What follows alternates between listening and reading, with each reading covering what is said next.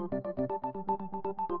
little more than 4 years after a street vendor in Tunisia set himself on fire, triggering the so-called Arab Spring uprisings, the country is voting to choose its first democratically elected president. It's a runoff vote between the country's interim president and interim prime minister after the country's presidential vote last month left both of them short of the required majority. The frontrunner last election was interim prime minister Beji Caid Essebsi, a veteran politician who served in ousted President Zine El Abidine Ben Ali's regime. The 88-year-old's opponent is Monsef Marzouki, a human rights activist whose support for Islamist groups in Tunisia put him in the sights of Ben Ali's regime, which arrested him multiple times. So the election has been framed as a contest between the Islamists and the non-Islamists, and while that might sound familiar, think Egypt, it's not exactly the same story. Instead of the Muslim Brotherhood, Tunisia has the Ennahda party, which won big in the country's 2011 elections to draft a new constitution. But as NPR's Leila Fadel reports, Ennahda stepped down after the constitution was drafted, instead of trying to seize power. The best way to describe the Tunisian experience is the experience of consensus,